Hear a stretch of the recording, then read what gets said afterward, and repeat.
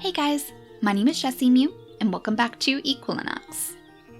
In the last episode, after sorting through some pretty rough situations with our hunting foxes, we went up into the lush biome, and we finally brought life to this place. We have a tiny little bamboo forest, and despite the lack of water, it seems to be taking off pretty well. We have rainbow lizards on the ground, we have rainbow butterflies in the air. The only thing we're missing are those doves. We started to evolve the dove way over here by the nut trees, and I'm pretty sure that it did take off, but I'm not sure if we're going to find it now. It may have grown up already. It looks like the star is definitely gone, so if it hasn't taken root here and built a nest in one of these trees, then it probably passed away. I'm not really sure what sort of requirements it had, so I guess let's find it in our menu here, and we'll see if we can set it up inside the lush biome today. It looks super pretty, and it literally just says that it's a beautiful white bird. Alright then, not very much information to work off of, but at least we know that it's going to be suitable inside the lush biome. The doves seem pretty easy to make happy in general. Literally the only thing we need to place in its biome is trees. So that means it must be out here somewhere, right? Oh, wait a second. Oh, is that the dove right there? It's going to be super hard to click on from here, of course, but I think that might actually be a dove soaring through the skies. Yes, one of our very first doves, Generation 1. This might actually be the first one that evolved then. Well, that is gorgeous. They are actually a little bit bigger than the sparrows, it seems, so it'll add a little bit of diversity to our skies, too. Well, let's go straight over to the lush biome then. There's plenty of places here for them to make their nests. Particularly this red tree that we grew in the last episode. This is probably going to be one of their favorites. So here you go, little doves. We'll place a little baby dove right next to the base of this tree. Yeah, seems like he's pretty happy here. Oh my gosh, though, these lizards, they must look like giants to this tiny little baby dove. Like some sort of rainbow dragon, perhaps. Well, I'm sure that they're going to be fluttering through the skies in no time. Now, the other thing that we want to take a look at was actually the wolf task. Since we did finish our hunting mission with the foxes, that means that we can unlock the wolves now, or at least we have the task to do so. I believe it was called a wolf in sheep's clothing, and we haven't actually read about this yet, so it looks like it might be another hunting mission. The wolves are hungry and sheep is on the menu. Create an area of wolves near to an area of sheep. The wolves will periodically go hunting to catch the sheep. Alright, sounds easy enough. So that means all we have to do is unlock the wolf first. So that should come directly from the foxes, and I believe that we actually need these snowy rocks. Yes, snow rocks nearby and a gray color trait. So surely that means we're going to have to set the foxes up in the mountains somewhere. You know, maybe we should go over to this peak instead. These snowy stretches are so much bigger, so more room for more packs. The only question is, do we actually have access to the snowy rocks? I feel like that might be something that's actually locked for us right now. Oh no, we do have the snowy rocks. We must have picked that up from some sort of task. A cluster of snow-covered rocks. Okay, so just like the jungle rocks? Oh, and a frog with a new mutation was born? Oh my goodness, you look like a little toad. It's like a yellowish kind of color? Oh my gosh, maybe we do need to evolve the toad from this guy then. That would be awfully fitting. How do we even evolve the toad from here? We need the color trait of mud. Well, that looks pretty close to me. I guess it's a little bit more greenish on here than it looks in the game. And we probably don't want to erase this color either. So we'll let you grow a nice big happy family of tiny little green frogs, I guess. You blend in so well with the grasses too. Maybe even more so than these colorful green frogs that we have normally. So aside from the color, what else did it take for the toads? I think there was another requirement. Oh, just happy frogs, okay. Maybe we could actually set up some frogs over in the swamps? I wonder if they would be happy here too. Yeah, looks like we just have to set up some of their species. So they like insects, mushrooms, and flowers. And we certainly have mushrooms in abundance out here, but I don't think that we actually have any flowers for the swamps just yet. That's something new that we're going to have to unlock. Yeah, there is a specific swamp flower.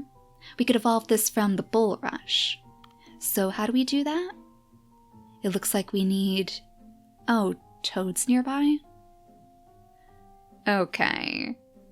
Maybe that means we should actually turn over to these frogs then. I guess we could just place down a new group of frogs. Or maybe we could drop them down by Griffin's home. Hang on a second. It looks like this might actually be even more suitable. An environment of 90. It's certainly not its favorite biome, and it might be pretty hard to pick these guys out from the grasses here. But I guess the bunnies could probably use some new neighbors.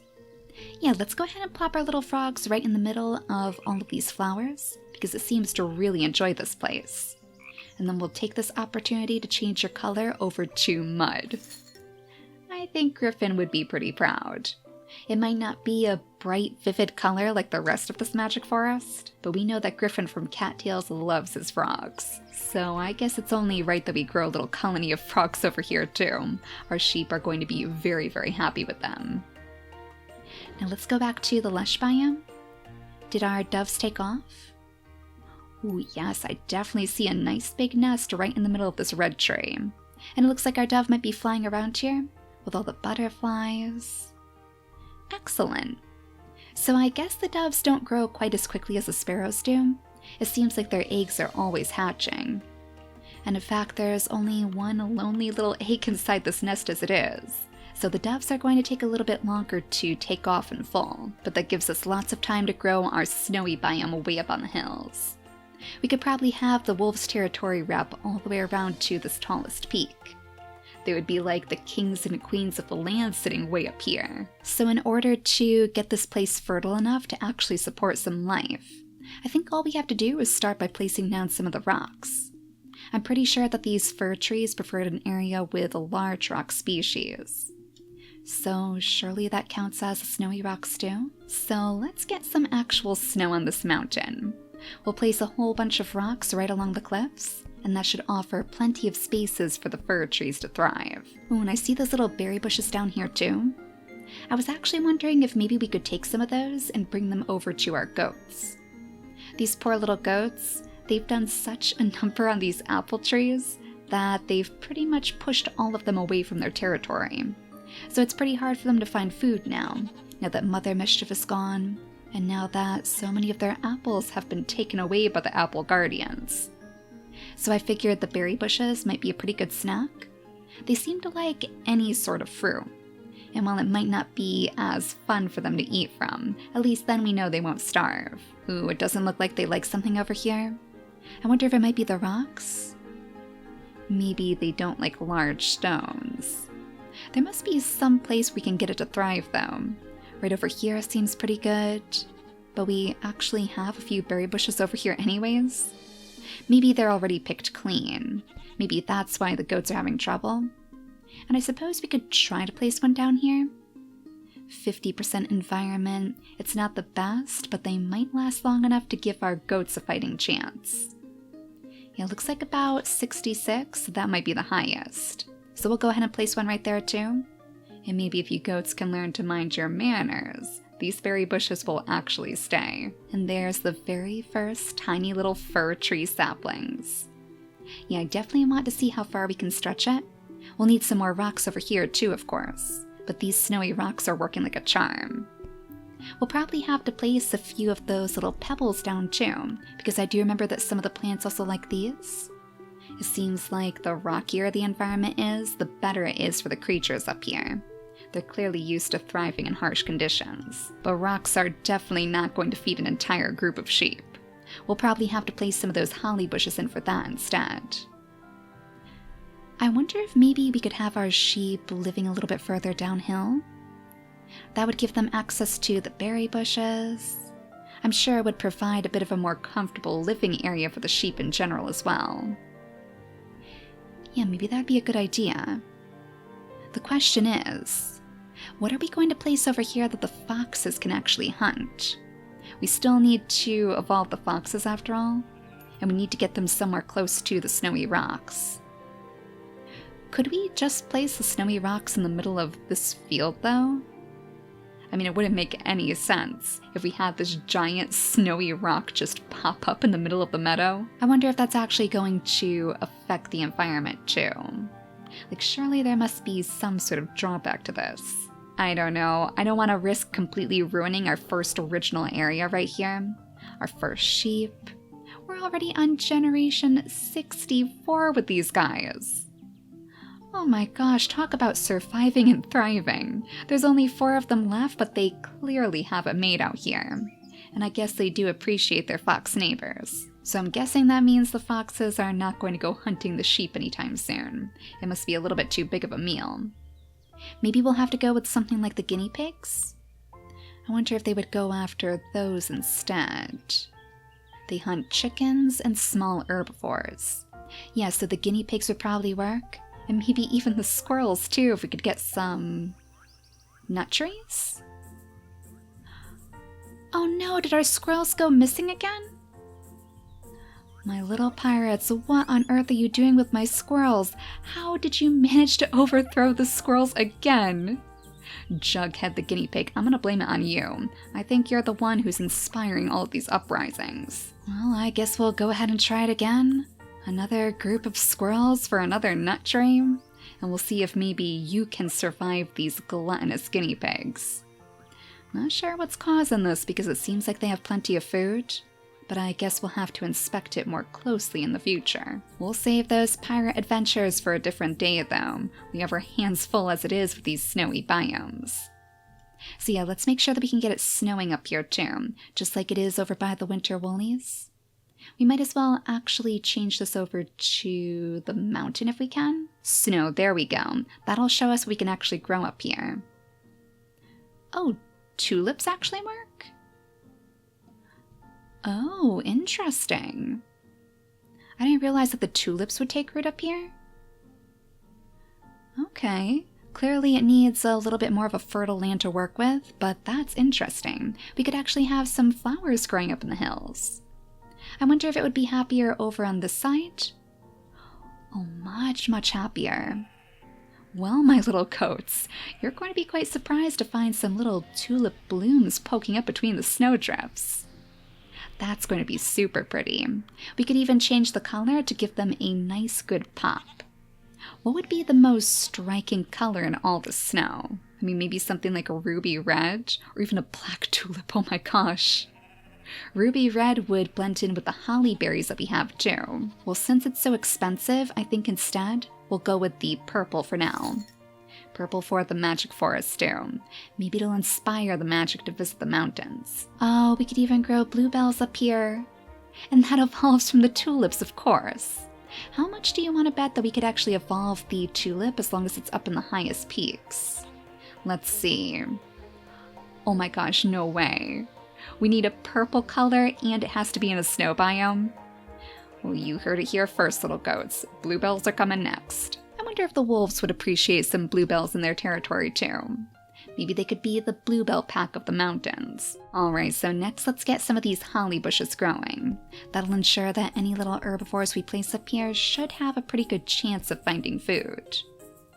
And the environment is excellent up here for them too, even way down here where there's barely any life at all. It must be all the rocks, of course, one of their like species. So hopefully that'll be enough. We'll place a couple of them on the outskirts, that way they'll be super close to the berry bushes as well. Since they don't seem to have the best lifespan at the moment, yeah, we're gonna have to make sure that we have plenty of different types of food to eat. I suppose we should probably actually place down some grass tufts too. Let's change this back to no requirement and place a few little tufts of grass here and there. Now I don't think there's any way that a sheep could possibly go hungry. So let's go ahead and place the first group of sheep down. We'll at least give them a little bit of time to get used to this place. Oh, looks like they don't like this area very much at all.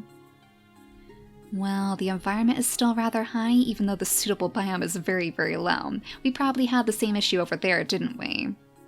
So I guess we'll just place you right next to all of these berries, and we'll let you get settled in before we think about adding predators. The same goes for the guinea pigs too. And as long as the rosemary actually counts as a type of herb, then we should be okay. We're missing another like species though. Was that flowers? Yeah, I think they liked flowers and herbs.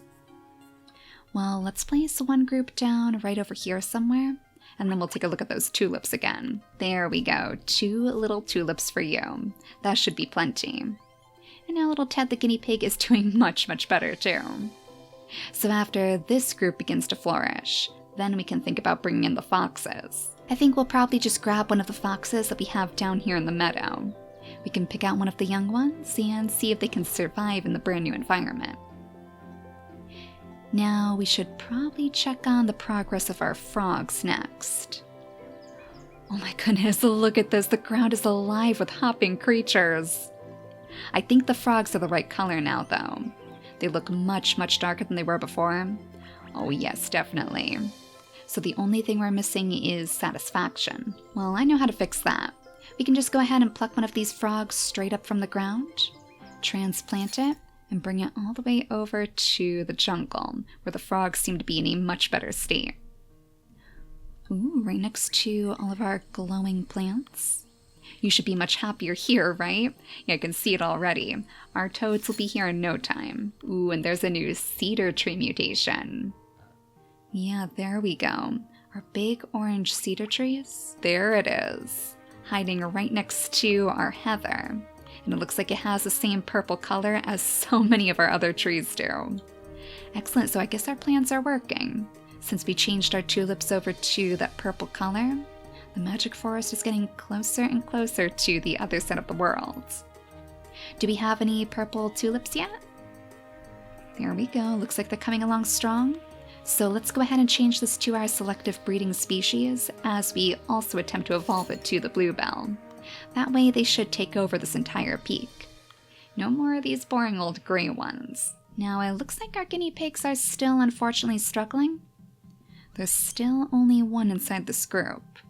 Ted hasn't had any children yet, and even our sheep is still completely alone. Oh, Freedom the sheep. Oh, I don't think I checked your name before. Freedom the sheep, what a name! High up in the hills like this too?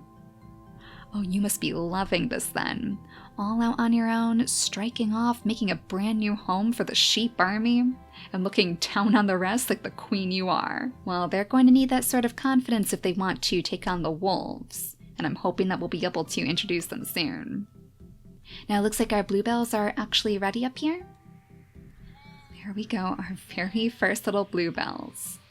I'm sure they're probably going to be just fine up here in the hills, but let's see if there are any special requirements. A small blue flower that grows in mountainous areas. This plant can only survive in a few select biomes, and it must be grown in high altitude areas. So it doesn't look like it has any preferred species, but it just has to be as high as possible. So above 50 meters, does that mean anywhere where it's snowing? Yeah, pretty much. It looks like it's going to be very happy here. We'll go ahead and place it right in the middle of all of our sheep and our goats, and it'll take over in no time. Yeah, let's make sure that we place some of the bluebells over here too. I kind of like the idea of the bluebell pack for our first group of wolves. I guess it's fitting for such a hardy plant. Oh, and look at this. It doesn't look like the bluebell needs anything else around it in order to take root. Like, we could literally place one little bluebell right up here on top of the hill, and it's actually going to spread. It doesn't need anything else to help it. I wonder if that's even going to help make this land a bit more fertile. We could literally spread this entire snowy biome up here with the bluebells themselves. Yeah, the bluebell pack is definitely going to be a thing if that's the case. A whole pathway of bluebells leading straight up to the wolf's home. Here we go, now the guinea pigs are doing much better. There's only a few of them, but I'm sure that's going to be enough to keep our foxes satisfied. So let's see if we can find a little baby fox. Maybe this one right here? Rowdy the baby fox. You look like you're ready for adventure. We'll make sure that we have everything that it needs to. Basically just trees. And then I think we're ready to pluck you up from the ground. Thankfully it's not the youngest fox. He's probably old enough to leave his parents. And aside from that, I think he's going to have a pretty happy time up here. So we want to settle him down somewhere near these snowy rocks, but not too far away from his sources of food, of course. Maybe just about here will do. Close enough to the snow to feel the chill on his paws. And it seems like he's definitely liking it so far. He's doing a very thorough inspection of this area. We should probably check and see that we can actually change his color over to gray as well. Just a normal gray. Same color as the wolves will be once we evolve them. It's all going to come down to whether or not Rowdy can actually get his paws on one of these guinea pigs. I hope it's going to be enough to feed his family too. I mean, I guess they're about the same size as the chickens in the game, but guinea pigs are usually pretty small, so it must be a meager meal for sure. I guess if the guinea pigs don't do well, we could always turn our attentions to the rabbits. I wonder if those would work too. They definitely count as small herbivores, but they might be a little bit trickier for us to make a home for. Well, he still hasn't shown too much interest in hunting, and he is getting super hungry now. This might be your last chance, buddy. Are you gonna give at least one of them a try? Oh, he's just gazing off into the distance, looking at all of those bluebells growing in the mountains, perhaps. Yeah, look at this. The snow has even spread this far. Well, the bluebells are definitely doing their job. Those tiny little blooms will lead all of our wolves home. I guess we're going to have to come back to you, though. Fingers crossed when we come back to the mountains, we'll still see our foxes around here. Otherwise... Oh my gosh, our first little baby gray fox. Oh, that is adorable. You literally look like a little wolf. I was going to say, otherwise we might have to start over, but it looks like having a baby has finally inspired Rowdy to take charge. There you go, little one. Your very first meal. What is your little baby's name anyways? Let's see if we can catch up to him. Oh, Tiki, and Rowdy. The perfect little bunch. Well, you know, we might actually be able to start evolving the wolf straight away. Yes, Tiki. Alright, let's start evolving the wolf then. That little hunting expedition must have inspired them too. So since we've made some pretty good progress up here in the mountains anyways, I think we might save the wolves for the next episode. It seems like it's going to take quite a while for them to evolve as it is, so that gives us something to look forward to for sure. But before we go today, I think we have a toad to meet. Yep, it looks like you're still hopping around down here on the forest floor. We didn't forget about you. It took a while, but we finally have our toad, a small warty creature that prefers to live in swampy areas. Likes mushrooms and will attempt to catch insects whenever they come near. Alright, so we'll probably still need some insects to put into the swamplands, but it does seem pretty happy in the jungle too. So for now, I think we're going to plop this little toad down right next to all of our other frogs. And that just means we'll have to pay a little bit more attention to the swamplands in the future. I'm pretty sure the developer is actually working on some new plants that will be added to the swamplands too. I want to say there was a carnivorous plant that was teased very recently. So once that's around, we'll have to plop it into our warthog's kingdom for sure. I'm sure the carnivorous plant won't be quite as menacing as it is in Niche, so our warthogs won't have to worry about being swallowed whole or anything. But I absolutely cannot wait to meet our very first wolves. And in the next episode, we'll see the official birth of the Bluebell Pack. But for now, thank you all so much for watching, and I'll see you all next time. Bye guys!